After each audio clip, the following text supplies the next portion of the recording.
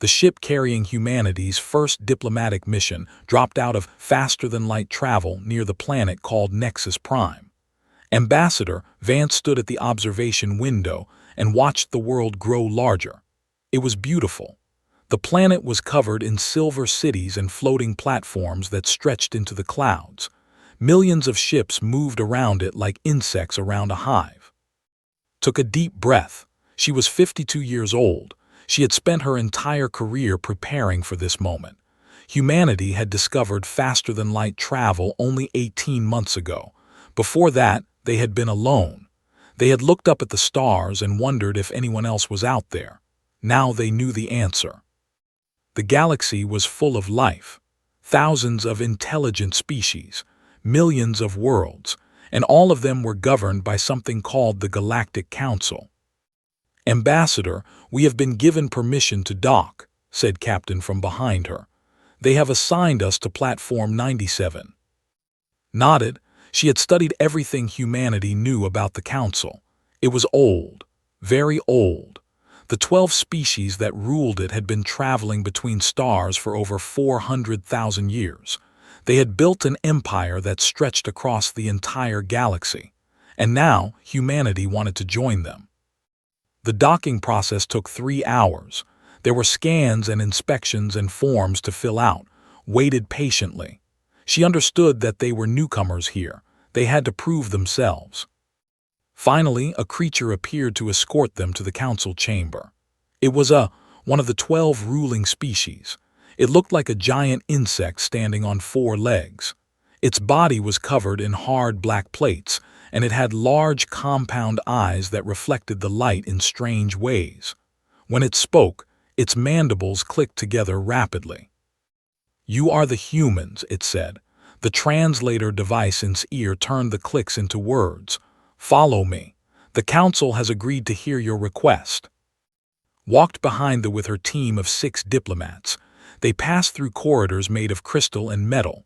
Thousands of aliens moved around them. Some walked. Some floated. Some crawled along the walls.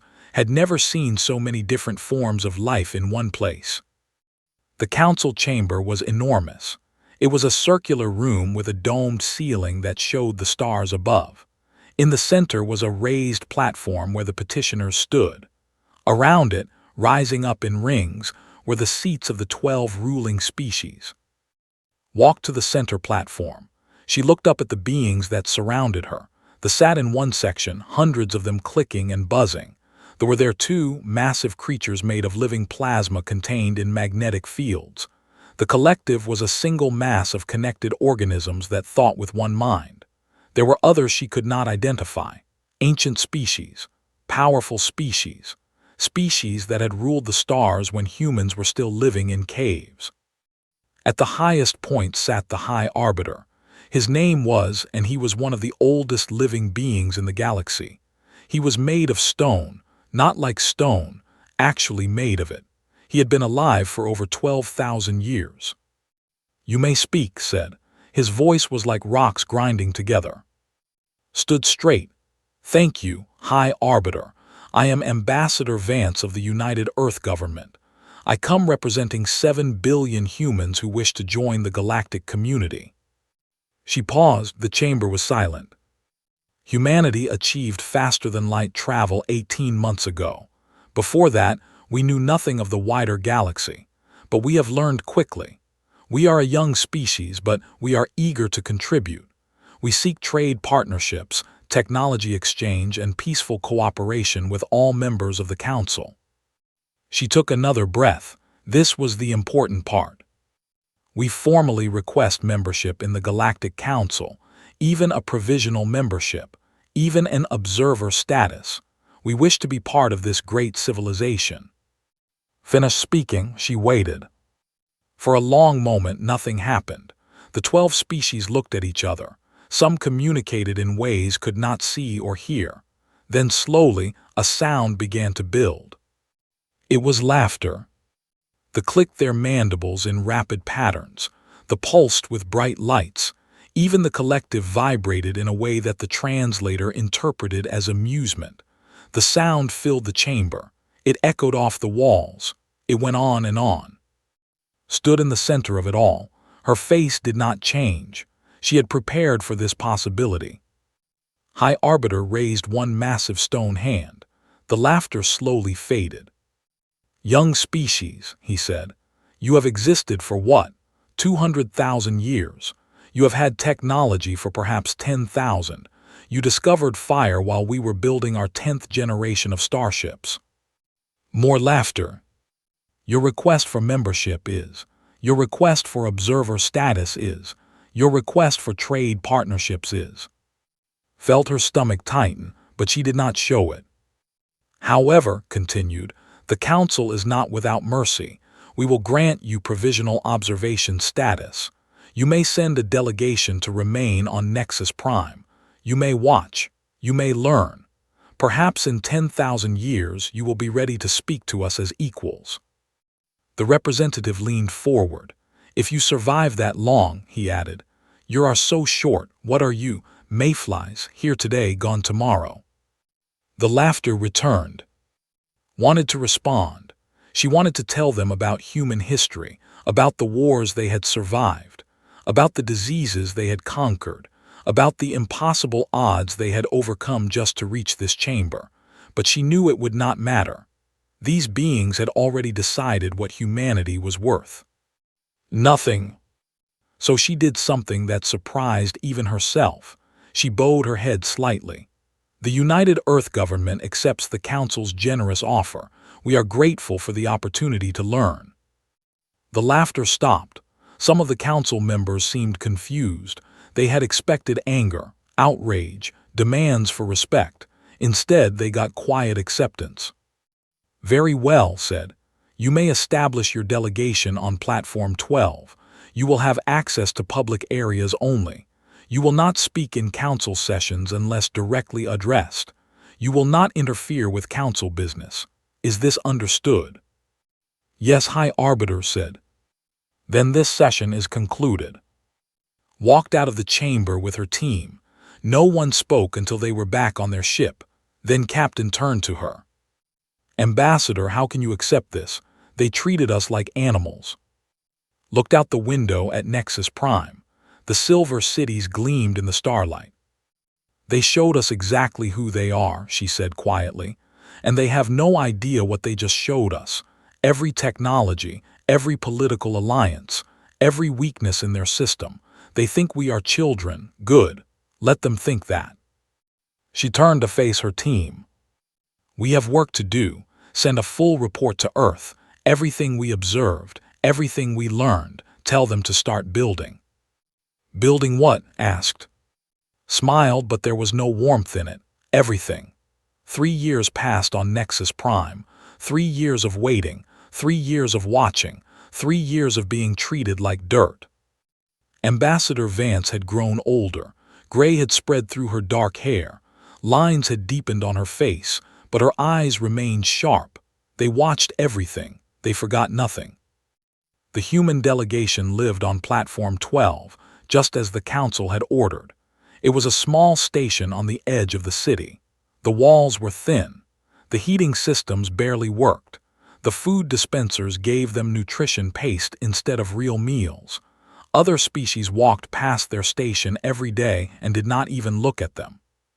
But the humans never complained. They smiled. They nodded. They said thank you for every small kindness and ignored every insult. And there were many insults. In the Council chamber, the human observers were seated in a special alcove. It was designed for species that had not yet developed complex language. The seats were too small for human bodies. The air was too cold. The translators often did not work, leaving the humans to guess what was being said. When requested better translation equipment, her request was lost in the system. When she asked again, she was told to wait. When she asked a third time, an official clicked his mandibles in annoyance. "Why do you need translation?" he asked. "You are not permitted to speak anyway. Just sit and watch like good little creatures." Thanked him for his time and returned to her station. She wrote reports, long detailed reports about everything she observed, the Council's military strength, their trade routes, their political alliances, the tensions between species that had built up over thousands of years, the corruption in their bureaucracy, the worlds they had forgotten, the species they had ignored. Every week she sent these reports back to Earth, and every week Earth sent back the same message: keep watching, keep learning, we are building. They were the worst. They controlled most of the trade in the galaxy, and they never let anyone forget it. Their representative, a creature named Al, seemed to take special pleasure in humiliating the human delegation. He called them mayflies. It became a popular joke among the council species. Mayflies were insects on many worlds. They lived for only one day. They were born, they flew around, and they died before sunset. The comparison was clear. Humans lived for 80 or 90 years. To species that lived for thousands, this was nothing. I had a conversation with a human ambassador yesterday, Al announced during one council session. Today she has probably died of old age. The chamber laughed, sat in her alcove and wrote down the names of everyone who laughed. She wrote down how they laughed. She noted which species found it funniest and which only pretended to laugh because they were afraid of the information. All of it was information. They were different. They did not laugh at humans. They simply refused to believe humans were real. They were beings of pure energy contained in magnetic fields. They had existed for millions of years. To them, biological life was primitive, temporary, barely worth noticing. These creatures of meat and water, one said during a scientific presentation, claim to have achieved faster-than-light travel. But how can something so fragile build anything that lasts? Their bodies decay. Their minds fail. In a century, every human alive today will be dead and forgotten. This is not a species. This is a disease that thinks it is intelligent. The human scientists in the delegation wrote down every word. They were not offended. They were fascinated. They had just explained exactly how their energy-based biology worked. The arrogant creature had not even realized it. Time passed. Earth continued to build. Then came the Centennial Trade Summit. Once every 100 years, the Council opened negotiations for major trade agreements. Species from across the galaxy came to make deals that would shape economies for the next century. Had been waiting for this. She had prepared a proposal for months. It was reasonable, fair. It offered Earth's mineral resources at market rates in exchange for basic technology sharing. Nothing that would threaten the Council, just enough to help humanity grow. She stood before the Trade Committee. Representatives from all 12 ruling species watched her.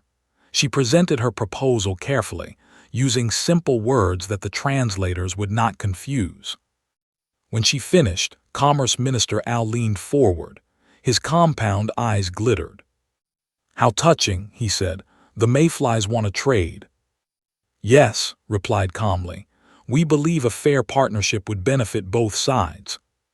"Fair?" Al made a sound that the translator called a snort. "You have resources. We have technology. Why should we trade fairly when we can simply take what we want?" Felt something cold settle in her stomach. Is the Commerce Minister threatening humanity? Threatening? No, no, no, I am being generous. Al pressed a button and a document appeared in the air between them. Here is our offer. Earth will provide raw minerals to the trading consortium. In exchange, we will provide protection. Read the terms. Her face did not change, but inside she felt sick. The contract demanded all of Earth's mineral output for the next 500 years. In exchange, they would protect Earth from unnamed threats. The payment was 3% of galactic market value. It was robbery. It was slavery wrapped in legal language. "These terms are not acceptable," said. "We request the opportunity to counter-negotiate." She began to speak, but Al interrupted her. He simply started talking over her as if she had not said anything at all. "The human has concerns," he announced to the chamber. "How sweet. Perhaps we should explain things more simply, use smaller words." Laughter. Tried again. If the Commerce Minister would allow me to present an alternative. Little Mayfly, Al said, and his voice was sharp now. Your species will be extinct before this contract expires. Do you understand? You will all be dead. Your children will be dead. You will be dead. In 500 years, no one will remember that humans ever existed. He leaned closer. His mandibles clicked together slowly. Be grateful we offer anything at all. Take our protection. Give us your resources. And maybe, just maybe, we will let you survive long enough to matter. The chamber erupted in laughter. It was the loudest laughter had ever heard. Every species, every representative, every observer, they all laughed at the little mayfly who thought she could negotiate with gods. Stood in the center of it, she let the sound wash over her. She felt it in her bones. Something broke inside her that day. Not her spirit, not her hope, something else. The last piece of patience she had been carrying for 3 years finally cracked and fell away. She looked at Al. She looked at the laughing council. She remembered every insult, every humiliation, every report she had sent to Earth. And she smiled. It was not a nice smile. It was not the polite smile she had worn for 3 years. It was something else entirely. Something that made Al stop laughing. Something that made the nearest observers lean back in their seats. Thank you, Commerce Minister, said quietly. You have made everything very clear. She turned and walked out of the chamber. The laughter continued behind her, but some of it had become uncertain. A few of the older species watched her go with something like worry in their ancient eyes. They did not know what they were worried about. Not yet. The next morning, Ambassador Vance requested an emergency session with the Galactic Council. The request was unusual. In 3 years, the human delegation had never asked for anything like this. They had always waited quietly. They had always accepted whatever scraps were thrown to them. The council granted the request out of curiosity. They wondered what the mayflies wanted now. Perhaps they had come to accept the trade deal. Perhaps they had come to beg. Walked into the council chamber one last time. She wore her formal uniform, the blue and green of Earth, the gold star that represented humanity's place among the cosmos. She walked alone, no assistants, no advisors, just one human woman standing in the center of the most powerful room in the galaxy. High Arbiter looked down at her from his ancient throne.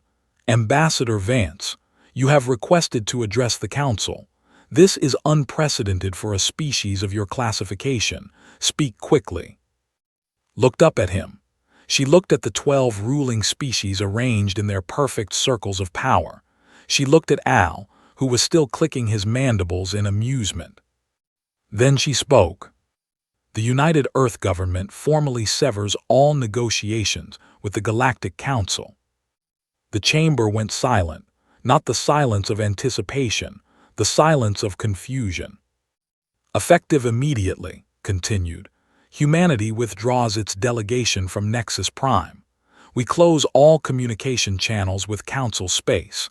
We reject any and all agreements, proposals, or arrangements currently under discussion. Leaned forward. For the first time in 3 years, he looked directly at as if she were actually there. You wish to leave? His stone voice rumbled with something that might have been surprise. Species do not leave the Council. The Council is civilization. The Council is order. Without us, you are nothing. Then we will be nothing, said calmly, on our own terms. Al stood up from his seat. His wings buzzed with agitation. This is absurd. You cannot simply walk away. There are procedures. There are laws. Your procedures, replied. Your laws, they do not apply to us. We never signed any treaties. We never accepted any agreements. We were provisional observers. We observed. And now we are leaving. The chamber erupted in noise. 100 different species shouting in 100 different languages. The translators struggled to keep up, stood in the center of it all and waited. Finally raised his hand. The silence returned. Ambassador, he said slowly, You would isolate your species. You would return to your single world and hide in the darkness. Do you understand what you are giving up? Technology, trade, protection. Without the Council, you have nothing. Smiled. It was the same smile she had shown yesterday, the one that made creatures uncomfortable. We have learned everything we needed to learn. She reached into her pocket and pulled out a small device. It was a data chip. She had been preparing it for 3 years. This contains copies of all my reports to Earth, every observation, every piece of technology we glimpsed, every political weakness we identified, every corrupt official, every ignored colony, every species that the Council has forgotten. The chamber went very quiet. You invited us to watch, said. You thought we were too primitive to understand what we were seeing. You laughed at our short lives. You called us mayflies. She looked at Al. But mayflies are not stupid, Commerce Minister. They are fast. They live their entire lives in a single day and they waste nothing. Every moment matters. Every observation matters. Every lesson matters. She held up the data chip. Humanity has been learning for 3 years. And while you laughed at us, we watched you. We watched how your ships work. We watched how your weapons function. We watched how your economy flows. We watched where your borders are weak and where your alliances are fragile. Stone Face was unreadable, but something had changed in his ancient eyes. You would threaten the Council, he asked. His voice was dangerously low. No, said. We are not threatening anyone. We are simply leaving. What we do after that is no longer your concern. She turned to walk out. Wait, it was the representative, the being of living plasma pulsed with uncertain light. You cannot think you can survive alone. You are one species, one world. The galaxy is vast and dangerous. There are threats you cannot imagine. Stopped, she looked back over her shoulder. Then we will face them alone. We survived ice ages. We survived plagues. We survived wars that nearly destroyed us. We survived ourselves. Her voice hardened. We will survive you. She walked toward the door. Ambassador Vance. It was again. In 12,000 years I have seen many young species try to stand against the Council. They are all gone now, forgotten. Their worlds are empty ruins. Their names are dust. Stopped at the threshold of the chamber. Then remember ours, she said. Humanity, remember it. She walked out. Within 72 hours, every human in Council space was gone. The delegation packed their belongings, boarded their ships, and left Nexus Prime. The small station on Platform 12 was empty. The communication channels went dark. The diplomatic frequencies fell silent. The observation posts that humanity had quietly established over 3 years transmitted one final message. Thank you for your hospitality. Then nothing. The Council watched them go. Most of the ruling species were amused. A few were annoyed. Some were simply puzzled. Let them go, Al said during the next session. 7 billion creatures on one world. What can they possibly do? Build a few ships. Explore a few systems. In a century they will come crawling back, or they will be dead. Either way, it does not matter. The Council agreed. Humanity was insignificant, a minor irritation, a joke that had stopped being funny. They had more important matters to discuss. On Earth, Vance stepped off her ship and into a world that was already changing. The sky above was filled with construction platforms.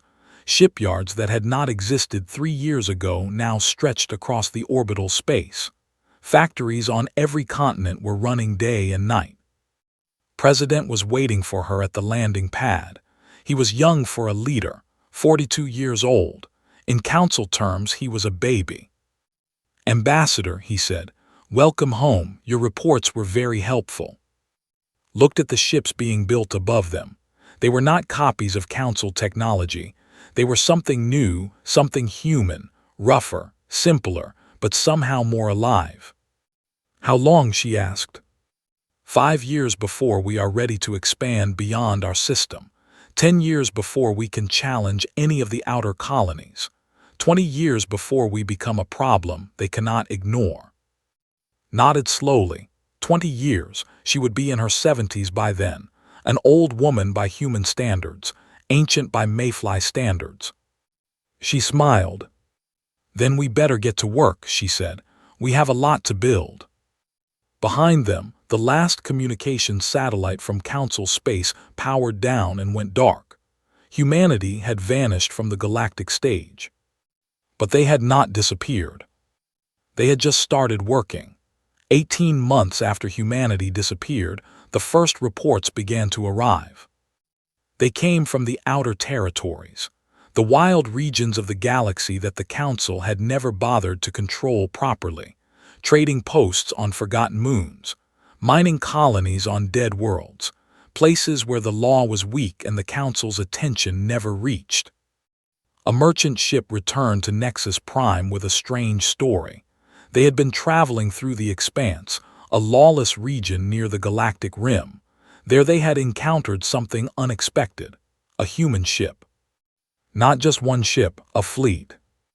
They called themselves the Terran Confederation, the merchant reported to the Trade Authority.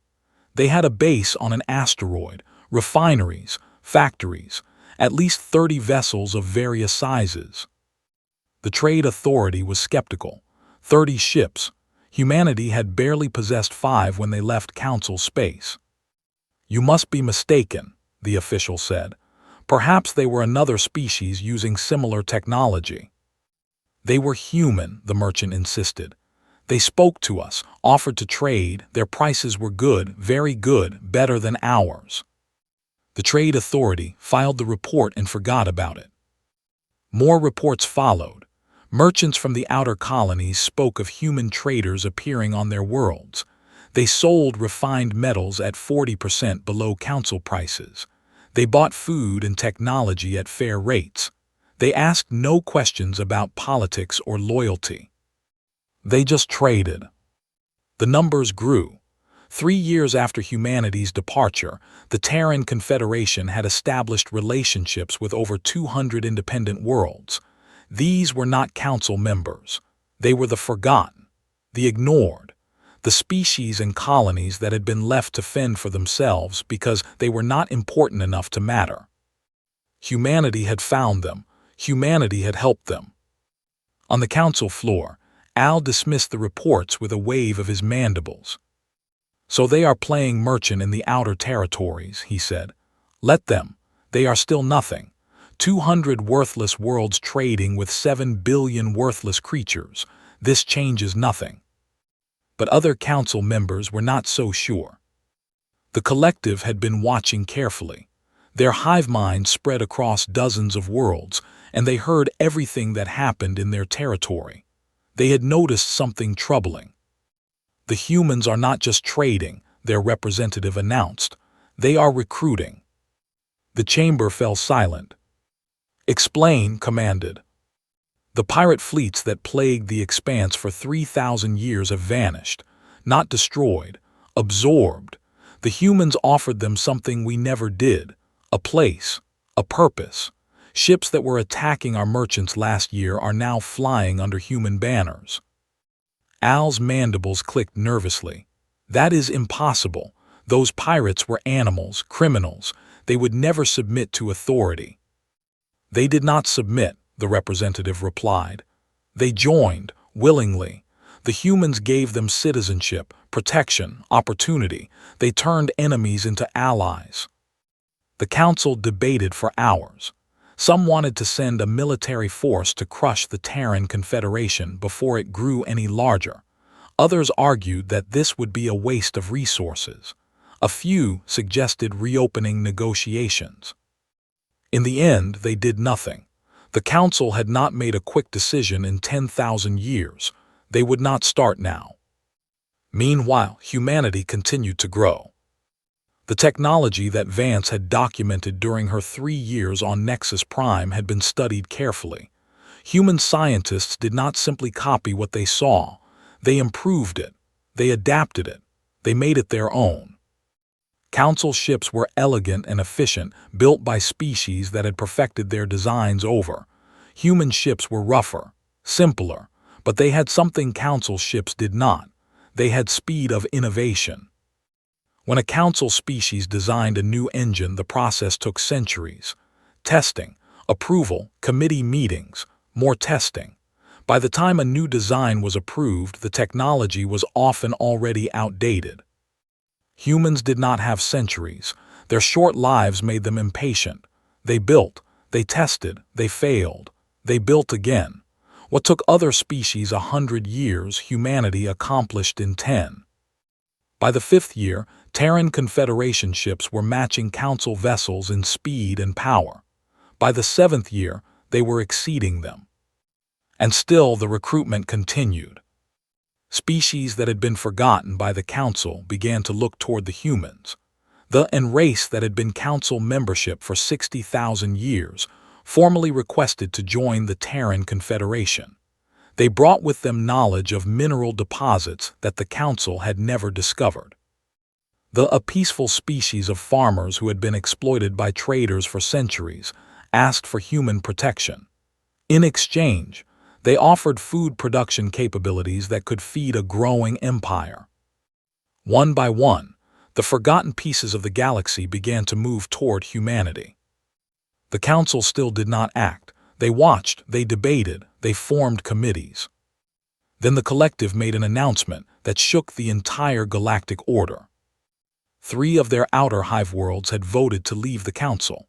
They wished to join the Terran Confederation. The chamber erupted. "This is treason," Al screamed. "They are a founding species. They cannot simply leave." "We are a hive mind," the representative replied calmly. "We think as one, but we are made of many. The outer hives have been neglected for too long. They have seen how the humans treat their allies. They have seen the opportunities the Confederation offers. They have made their choice." "We will not allow this." Al's wings buzzed furiously. "We will send a fleet, we will." "You will do nothing." The representative spoke for the first time in months. His plasma form pulsed with cold light. "The outer hives are in territory we cannot easily reach.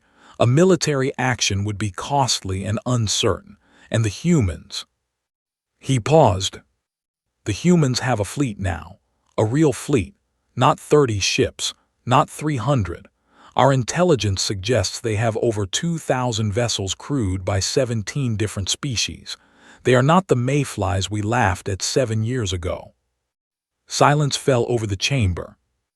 High Arbiter looked down at the Council he had ruled for 12,000 years. He remembered the young woman who had stood before him, accepting every insult with a patient smile. He remembered her reports. He remembered her final words. "Remember our name, humanity." He had not remembered. None of them had. They had laughed and forgotten, and while they forgot, humanity had built something new. "What do we do?" a minor species representative asked. The fear in his voice was obvious. Did not answer immediately. He was thinking about something Vance had said, about mayflies, about how they lived their entire lives in a single day and wasted nothing. Humanity had wasted nothing. Every insult had been recorded. Every weakness had been noted. Every mistake the Council made had been an opportunity for humanity to grow stronger. And now, 7 years later, the mayflies were no longer a joke. They were a problem. "We wait," finally said. "We observe, we see what they do next." It was the same thing humanity had done for 3 years on Nexus Prime. But the Council was not as good at waiting. They were not as patient. And they did not learn as fast. In the outer territories, the Terran Confederation continued to grow. Every month brought new members. Every year brought new ships. The galaxy was changing, and the change was happening faster than the Council could process. The mayflies were building an empire. And they were building it from everything the Council had thrown away. High Arbiter had ruled the Galactic Council for 12,000 years. In all that time, he had never sent a diplomatic message. He had only received them. When species wanted something from the council, they came to him. They begged, they bargained, they submitted. He had never asked for anything. Until now. 10 years had passed since humanity severed all negotiations.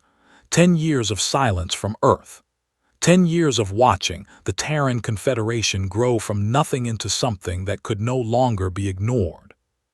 The numbers were terrifying. 47 species now flew under the human banner. Over 6,000 ships patrolled their borders. 3 entire sectors of the galaxy had quietly shifted their loyalty away from the Council. Trade routes that had existed for 100,000 years were being abandoned in favor of human alternatives. And still the humans had not attacked, they had not threatened, they had not demanded anything from the Council. They had simply existed, they had built, they had welcomed everyone the Council had rejected. That was the worst part. The Council had created this monster by being arrogant, by laughing at the wrong species, by forgetting that even mayflies could sting. Composed the message himself. He had his advisors review it 17 times. Every word was chosen carefully. The message was not an apology. The Council did not apologize, but it was an invitation. An invitation to resume discussions regarding humanity's place in galactic affairs. The message was sent through neutral channels, waited. The response came 3 days later. It was not from a diplomat. It was from Fleet Admiral, commander of the Terran 3rd Expeditionary Force. His face appeared on the Council's communication screens. A human face, older than Vance had been, but with the same sharp eyes. "High Arbiter," Admiral said, "the Terran Confederation has received your message." Leaned forward, "And your response?" "Ambassador Vance sends her regrets. She is unavailable to discuss this matter." Something cold moved through the chamber. The representative looked up sharply. "Unavailable?" Al demanded. "What do you mean, unavailable? We are the Galactic Council. We have ruled this galaxy for 400,000 years. She will speak to us." Admiral's expression did not change. "Ambassador Vance died 6 years ago," he said. "Old age by your standards. You called her a mayfly. You were right. She lived her short life and then she was gone." The chamber went silent. "But she accomplished quite a lot in that short life," continued. "She watched your council for 3 years. She learned your weaknesses. She sent reports to Earth that helped us build everything you see today." He paused. "She also raised a daughter, and that daughter raised a daughter of her own. Her name is Sarah Vance. She is the current president of the Terran Confederation." Felt something he had not felt in thousands of years. Uncertainty.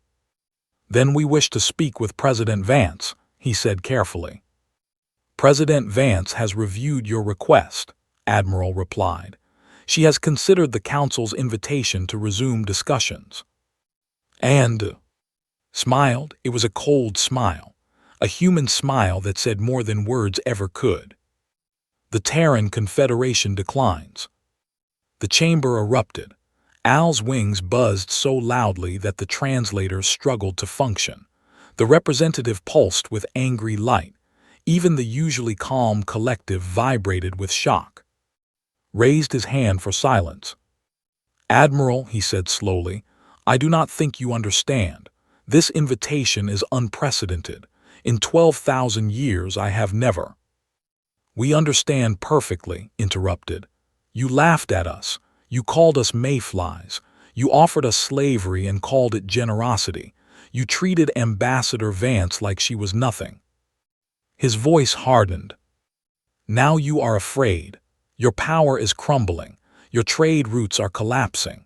Your member species are beginning to wonder if they chose the right side. So you reach out to the creatures you mocked, hoping we will save you." "We are not afraid," said, but even he did not believe it. "Then you should be," replied. "The Terran Confederation has no interest in your council. We have no interest in your approval. We have no interest in anything you offer." He leaned closer to the screen. However, we will be establishing an embassy on Nexus Prime next month. Our ships will arrive whether you approve or not. You are welcome to send an observer to watch our proceedings." Felt the words like a blow.